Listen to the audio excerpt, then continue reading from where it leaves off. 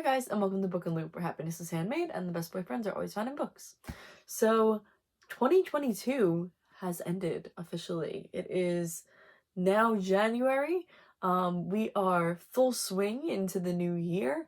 I have not switched over my Christmas sheets yet because I am still clinging to that Christmas spirit as of right now.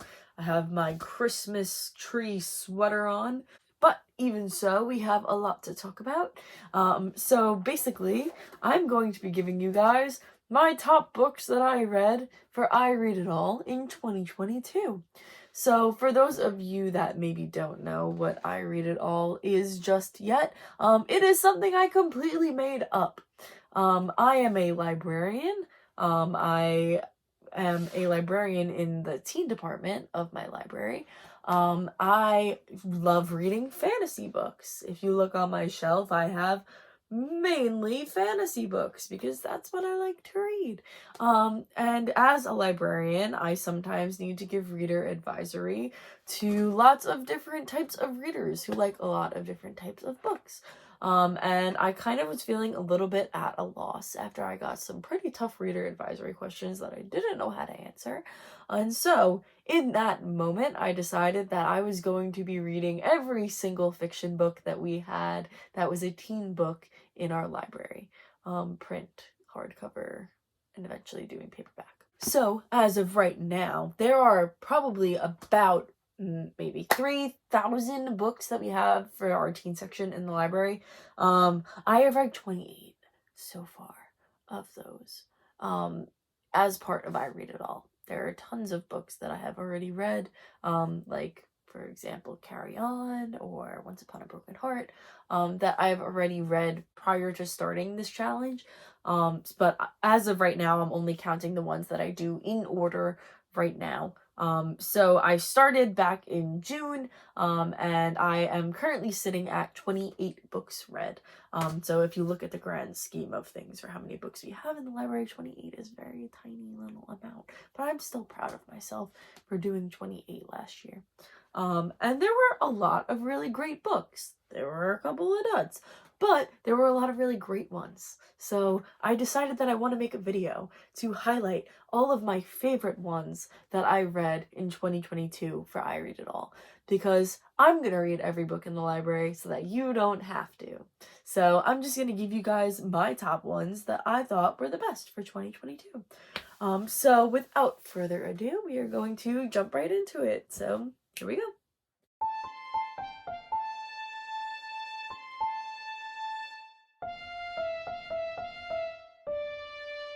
So, if you will, I have my list of the ones that I would like to bring up for you guys.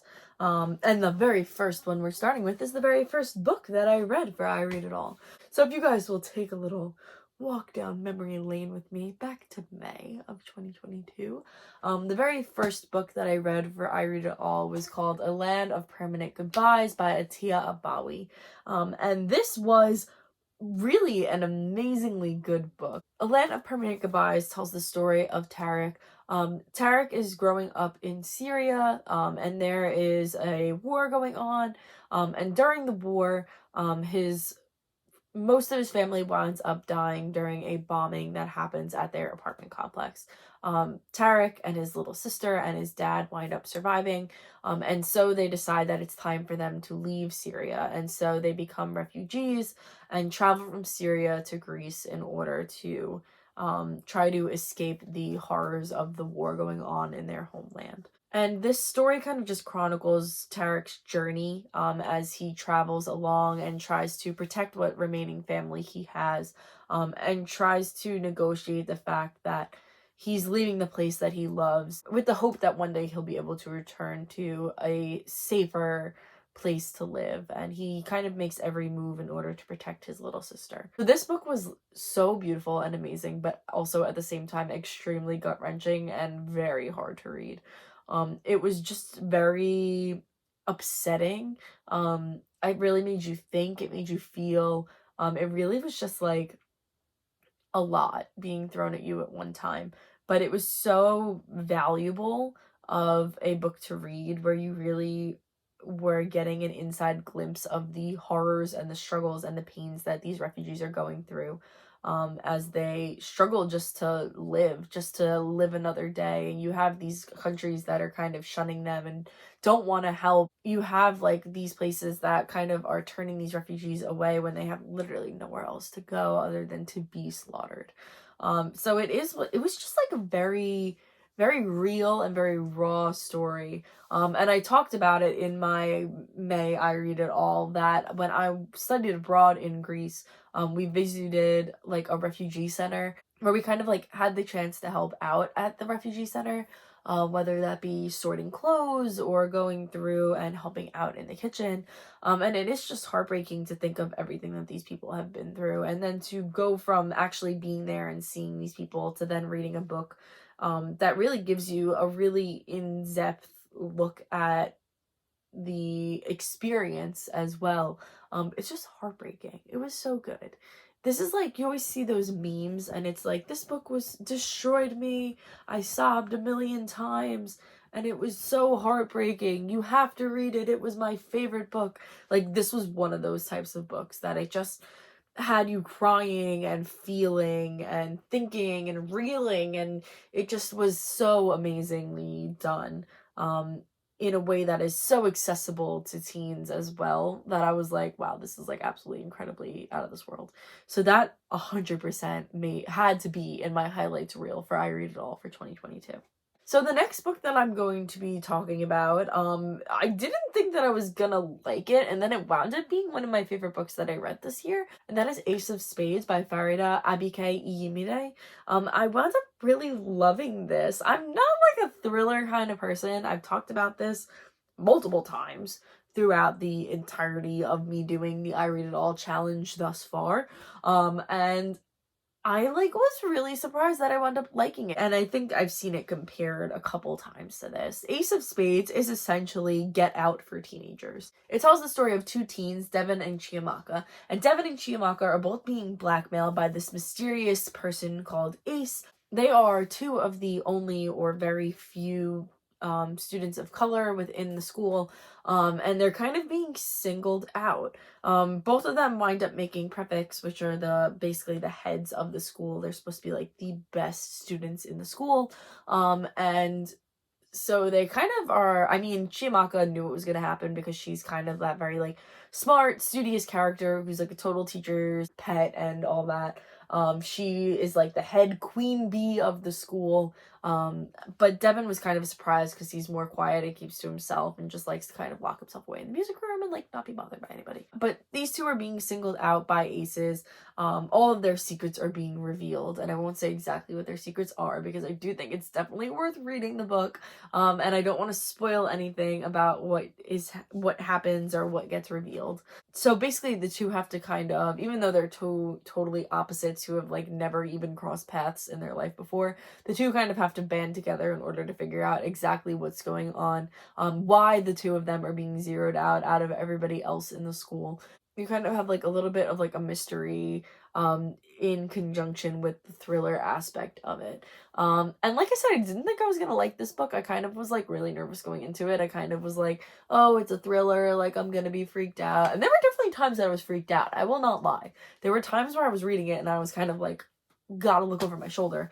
But I still think it was really good. I was really pleasantly surprised by it. I definitely think this is like my top gotta read. I really shouldn't say that for this video because these are all my top gotta read books, but even so, this one was really good. And if you love a thriller or you love a mystery, or even if you don't think you love a thriller, but you want to try, this is a really great book for that. I found that it was like really interesting and really good. And it wasn't like an overly thriller. I've definitely read a little bit worse than, like a little more, I won't say worse, I'll say scarier than this. Like I thought that this was like really expertly done and it was very interesting and it makes a strong political statement as well. So like props to this book. So I definitely would say that Ace of Spades by Farida Abike Iyimide is in my top highlight reel for 2022. So the next book is also a little bit of a shock, I would imagine. And that is Reality Check by Peter Abrahams. I again went into this being like, I'm not gonna like this. I know I'm not gonna like this. And then I wound up liking it a lot. It seems like the books that I go into being like, I'm not gonna like this, I wind up liking for the most part. So Reality Check tells the story of Cody, who his girlfriend is kind of like this rich girl from this rich family, and Cody's kind of on the poorer side, and her family is kind of like mad about the fact that they're dating, and basically they kind of like break up a little bit, and Clea's family sends her off to a boarding school in Vermont. While she's there, all of a sudden she goes missing. And Cody is kind of freaking out because he didn't really want to like break up. He still cares about her a lot. He hates being in school. His dad doesn't care about him. So he's like, you know what? I'm dropping everything and I'm going to go look for Clea. So he travels cross country to go to Vermont in order to try and find Clea. And the whole story, is basically like him solving the mystery of what exactly happened to Clea. And I was pleasantly surprised by this one because I didn't think I was gonna like it. I'm not a mystery kind of person, not a thriller kind. There are a lot of things that I'm not that kind of person. But even so, I did really like this one. I thought it was really good. I found myself not being able to stop reading it. I just had to know what was gonna happen. Everyone was like super suspicious the whole book, so I was like, oh, it's this person. And then I was like, oh my god, no, it's this person. No, it's this person. And I felt like I like that because it kind of kept me guessing and it kept me engaged and it kept me keep wanting to read it. I think that it was a really interesting story, and I think that it definitely is like worth the read. I think it would be really great for like a kid who didn't really think that they liked reading but knew they kind of were into mysteries. It's not overly gory. There's like maybe one scene I would say that is gory, and it's not people gore, not that that makes it better. It's like animal gore, but like not that that makes it like better or worse or excuses it, but there's only one scene in a whole mystery book, so I feel like that's not too bad. Like, I was like, okay, sure, let's go with that. So Reality Check I thought was pretty good. I think that Cody's reasons for being so driven were pretty good. I like that it was a pre-existing relationship. There was not really any like insta love, so it was more believable. They'd been together for a while already. I think that the motives of the people involved were very interesting. So I just thought that Reality Check was really good. And whether or not it should be included in this video, I don't know, but I'm going to include it anyway. Because the rest of the books in this video, super passionate about those ones. This one, a little on the fence, but I felt like it was still worth mentioning. So the next book that I will be talking about is going to be Sign Language by Amy Ackley. And Sign Language is another one that I didn't think I was gonna like. It's a sad book. It's sad. I normally don't enjoy reading sad books. I like a book that makes me feel happy and it makes me feel like very like not enraged but like empowered, I guess. Like I like a Red Queen or like even A Court of Thorns and Roses. I like when there's a lot of action, and I like when there's a lot going on. Action packed. That's what I'll say. I like a book that's action packed, and I was going into Sign Language being like, this is a book that I'm not gonna like because it's not gonna be a lot of action. It's gonna be a whole lot of sad. And it was a whole lot of sad, but let me tell you, it was a beautiful whole lot of sad. It was so good. I cannot even tell you. I still think about it to this day, reading this book. And I read it back in September. I think that sounds right. Back in September. So Sign Language tells the story of 12-year-old Abby, and she recently found out that her father is unfortunately dying of cancer. And the whole first half of the story, you kind of have Abby coming to terms with the fact that her father is sick. He's getting sicker every day. She kind of is just doing her very best to try and stay positive. But it's hard. You kind of have her whole world crumbling around her very slowly, so that you can see all of the destruction in the moment, you know? It's that knowledge that somebody you love very deeply isn't going to be there soon. And it is like so heartbreaking and heart-wrenching, and it's just like was so hard to read that.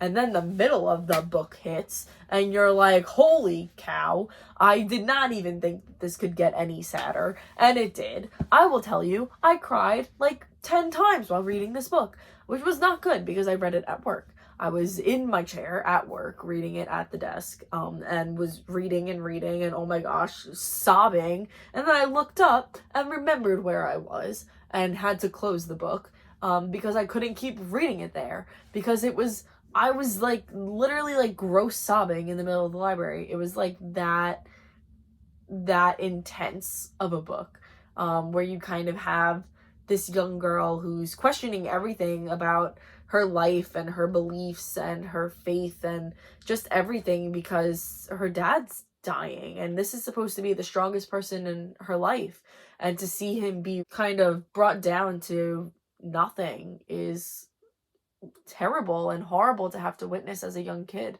So it just made me feel so many things. So many things. So if you're looking for a book that will make you cry and make you feel really sad, which I like, to each their own, you know, I definitely recommend this one. It was so good. It had a really interesting sibling dynamic. It had a really great mother-daughter dynamic, friendship. It was just really well done and really well written, and I just really, really enjoyed it. I really cannot even tell you.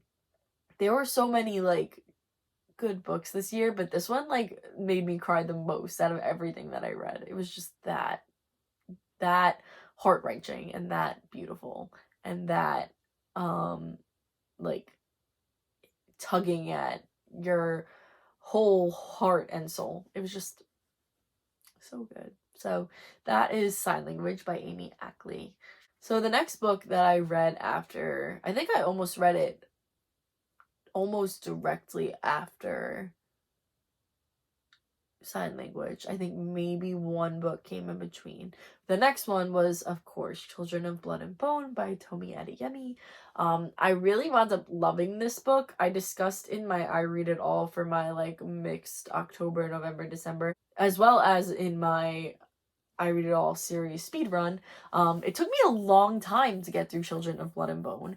I think I have a whole theory that it was really just the fact that I had not read a fantasy in a long time, and so it took me a while to kind of immerse myself into the world, even though it was amazing world building. And it just took me some time to like get into it. But once I was into it, boy was I into it. It was so good. I loved the characters. I loved their struggles. I most notably loved Inan. He was so great of a character. I have spoken so much about this book already on this channel that I'm not really going to give you guys too much, other than to just say you gotta read it. It tells the story of Zeli, Amari, and Inan, and basically they exist in this fantasy world where there are the diviners and magi, and they have these magical abilities to control all different types of elements and stuff like that. Zeli is a reaper, so she has control over life and death. And then you also have Amari and Inan, who are the children of the king, and the king in the past killed all of the magi, and basically tried to eradicate the magic beings from their kingdom of Orisha. And so you kind of have these three cross paths, and it leads to a lot of chaos and adventure and journey, and oh my gosh, it's just so good. It's so good. I really loved it. I loved it so much that I read it from the library, and then when I saw it in the bookstore, I bought it immediately because I was like, I need to have this at home on my own shelf, and I do. So it's very exciting. So I'm patiently awaiting the third one for this one, so it should be interesting. So that is the Children of Blood and Bone, or the Legacy of Orisha series by Tomi Adeyemi.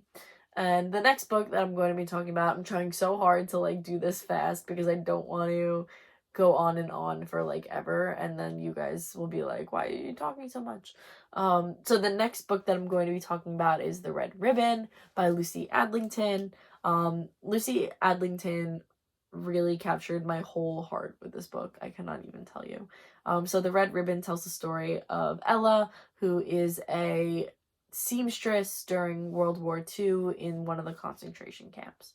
And Ella is a young Jewish girl. She was taken on her way home from school and brought to this concentration camp, and there, if you have a skill that can be used, they're going to put you to work.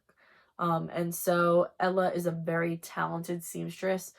She basically can make anything out of fabric. She's just a very talented seamstress, and that gains her a lot of kudos almost with the Nazi guards that kind of want the clothes that she makes, because she makes very beautiful tailored clothes for people. So you kind of have this struggle with Ella, that like constant struggle to survive. And she forms this friendship with another girl in the concentration camp with her named Rose. And Rose is kind of this very innocent character who Ella feels the need to take care of. And so you have their whole friendship that blossoms throughout the entirety of the book. This book, like, I think I read it in a day. It literally was just so well done and so well written and so informative while still maintaining a story narrative. It was just so good and so well done that I literally would be very silly if I did not bring it up in this video. It really was just too good. I think that it was just one of those books that is gonna stay with me for a really long time after reading it. And even though it like covered a really horrifying time in history, and it did cover a lot of really horrifying acts, it did it in a way that is, again, approachable. Similar to A Land of Permanent Goodbyes by Atiya Abawi. They both take these very like horrible moments in history and break them down in a way that's easily digestible for teens, in a way that you also can start a conversation about it as well. It lends well to further discussion of either the war in Syria or even the World War II, and what happened in those concentration camps.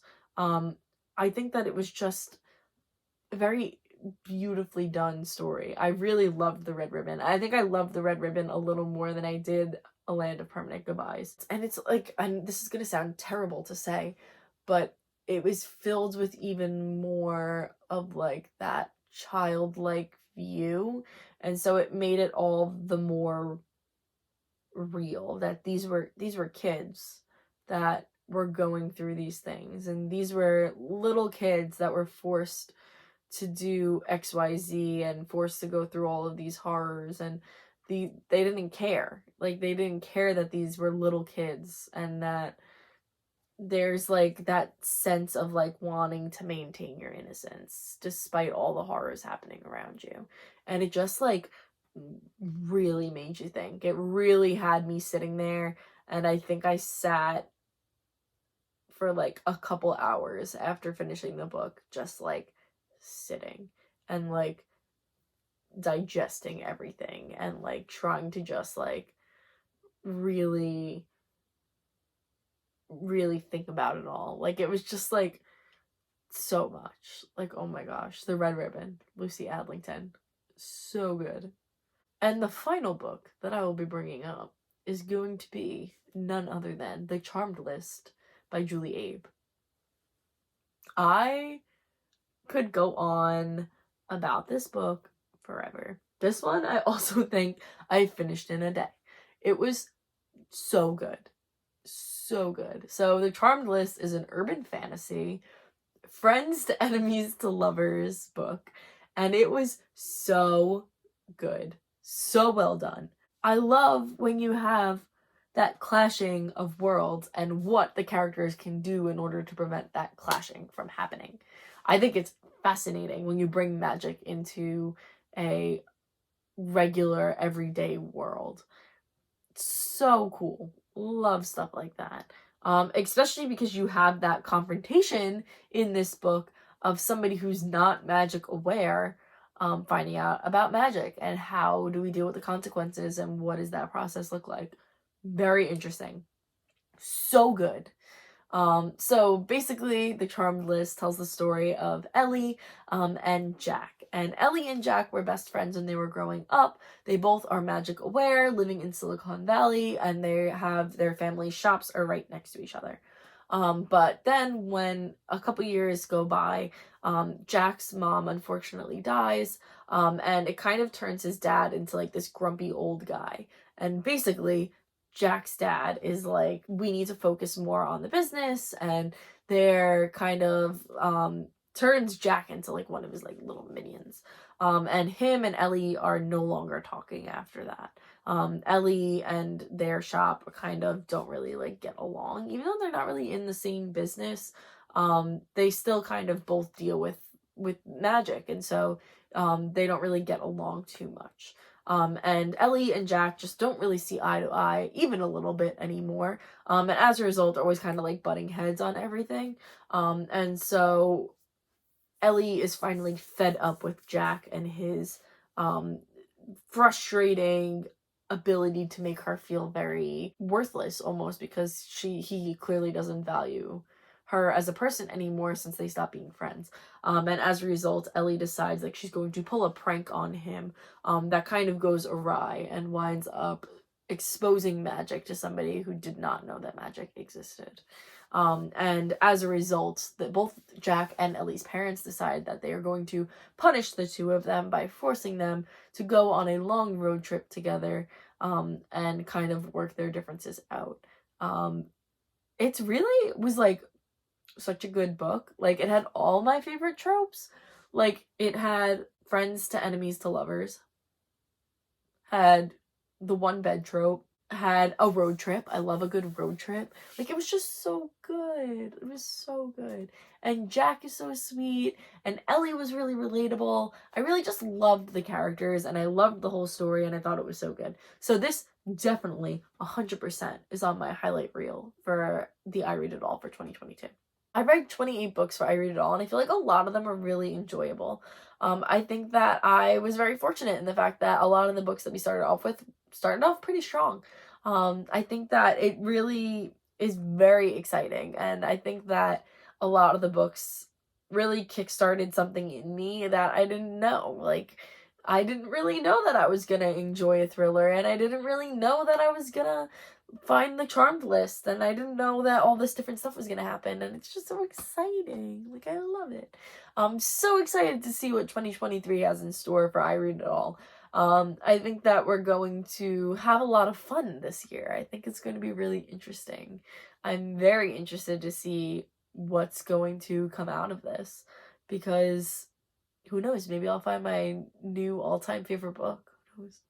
So my goals for 2023 is that I want to try to reach at least the same, if not more, I Read It All books for next year. I would like to do more, but I don't want to limit myself to just reading I Read It All, because then I feel like I will get burnt out pretty fast. I every once in a while do need to read something a little different, like something I genuinely want to read, which is what I wound up doing in October, the end of October. I wound up reading The Woman in the Library, by Suli Gentile, and that kind of like reinvigorated me, because it was something that I wasn't forcing myself to read. It was more so something that I was enjoying to read, and I think that that's important, to kind of take breaks to kind of read like what I'm enjoying reading. So for example, after reading all of those books in December, that I talked about in my December video, I decided that I was going to take a little break, and right now I'm reading The Love Hypothesis by Ali Hazelwood, and I'm enjoying it. I think that it's very good. So it's kind of like a nice little break from the forcing myself to read the I Read It All books all the time, all day, every day. So yeah, so I'm hoping that I'll be able to read at least 28 of the I Read It All books again. If not, like I said, I'm definitely aiming for more. But if I can get at least 28 done, I will be very, very happy. So that is going to be all from me. I hope you guys enjoyed my 2022 I Read It All highlights. I hope maybe this gave you guys some inspiration for some books that you can maybe check out in 2023.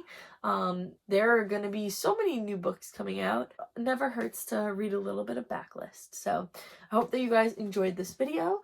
I will see you guys very soon, and happy reading!